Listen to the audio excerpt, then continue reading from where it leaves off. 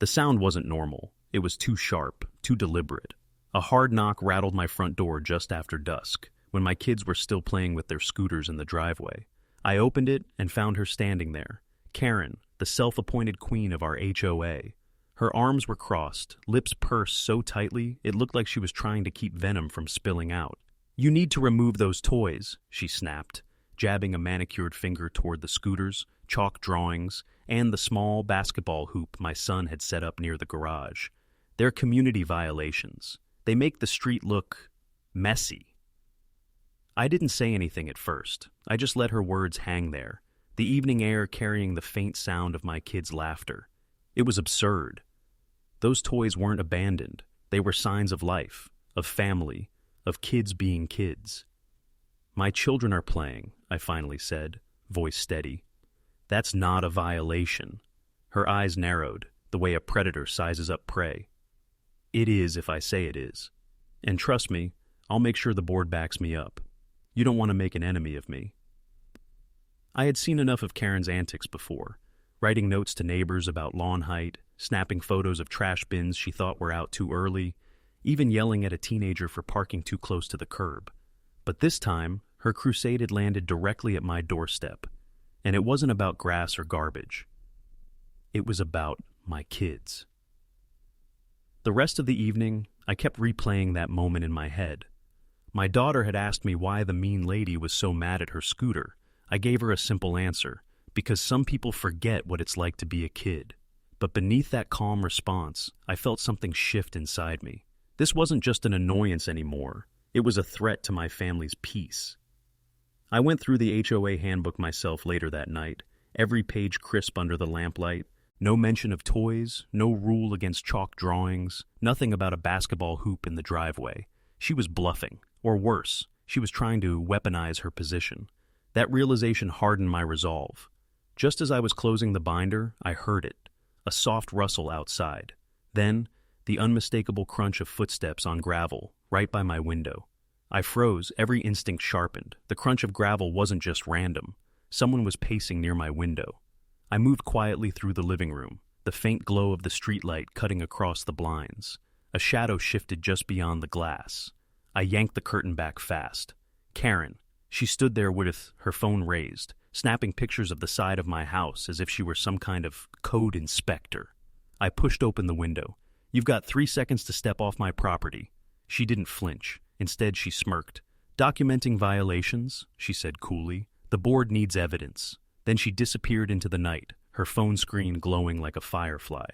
By morning, the first letter arrived, stuffed into my mailbox, not even mailed properly.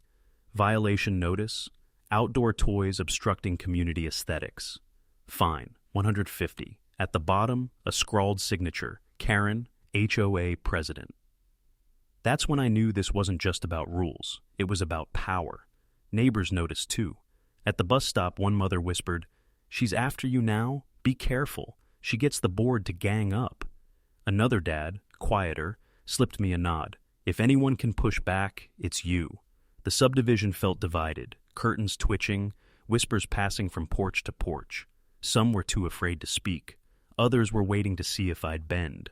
I didn't. Instead of removing the toys, I set them neatly in the driveway again, as if daring her to make the next move. That evening, she showed up with 2 other board members.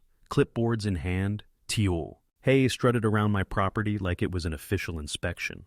One of them muttered, "Basketball hoop, non-compliant." I stepped out, voice calm but carrying across the cul-de-sac. "Show me the section in the bylaws." They didn't. They wouldn't. Karen just hissed, "You'll regret this." And the harassment escalated fast. Anonymous notes under my doormat: "Move the toys or pay more." HOA newsletters, suddenly including reminders about children's clutter. Fines stacked up on my counter, each one more absurd than the last. "What would you do if your HOA tried this?" Comment below. By the end of the week, it got bolder. Late-night headlights swept across my house. A car idled too long at the corner, and then 2 men I didn't recognize walked right into my yard, wearing cheap uniforms with badges that glinted under the streetlight. They weren't cops, but they wanted me to think they were.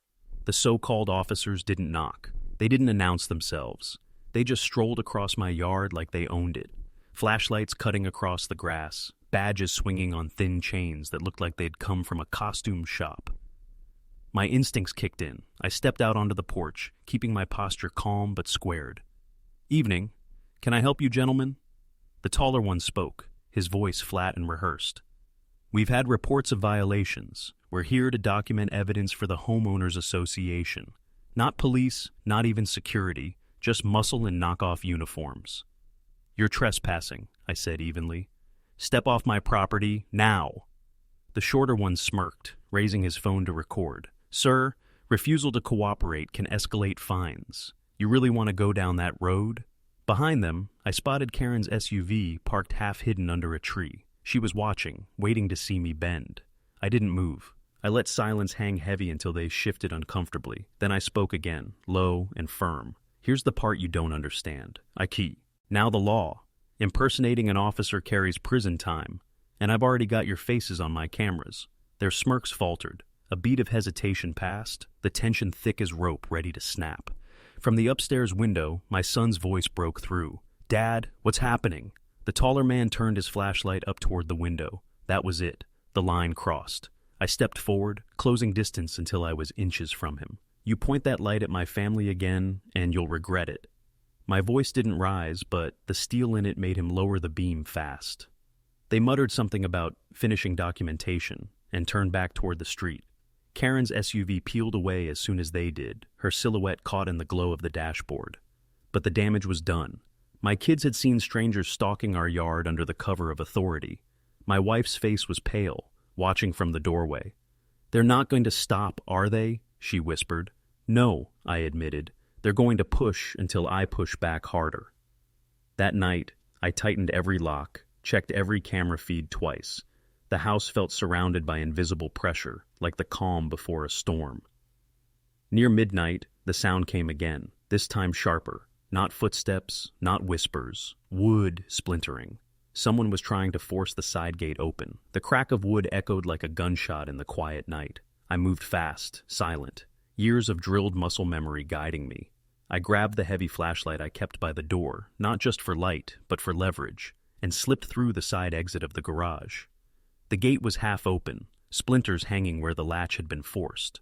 Two shadows crouched in my backyard, fumbling with their phones as if they were documenting evidence. Same fake uniforms, same smug swagger.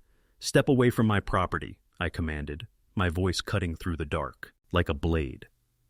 One of them turned, trying to play official. "Sir, this is an HOA-ordered inspection. You're interfering with—" "Cut the act," I barked, stepping closer. "You're not law. You're not inspectors. You're trespassers." They exchanged a look, expecting me to back down. Instead, I squared up, the beam of my flashlight locking on their faces.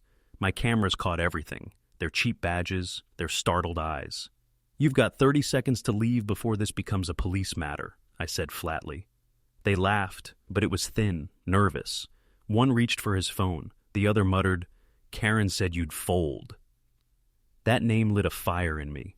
I closed the gap in 2 strides. My flashlight slammed against the taller man's phone, knocking it from his hand. "You thought you could walk into my yard in the middle of the night and intimidate my family?" I hissed. "Wrong house, wrong man." The shorter one stepped forward, puffing up. "What are you gonna do?" I cut him off with a single sharp command drilled from my training days. "Hands where I can see them. Now!" The authority in my tone froze him mid-step. Both men hesitated, hands twitching, caught between bluff and fear. I didn't blink. I didn't budge. Behind me, the porch light snapped on. My wife stood in the doorway, phone pressed to her ear. "Police are on their way," she announced loud enough for the whole block to hear. Curtains lifted, neighbors peeking through blinds, witnessing the standoff. The fake officers weren't grinning anymore. Their bravado cracked, panic setting in as reality closed around them. "They thought they could break me," I said coldly, eyes locked on them, but they didn't know who they were dealing with. Red and blue lights flared at the end of the street. The cavalry was coming. The glow of red and blue washed over the cul-de-sac, the sharp wail of sirens slicing through the night. The 2 fake officers froze where they stood, deer caught in a floodlight. I didn't lower my stance, not yet. My gate was still splintered. My kids were still awake upstairs, frightened.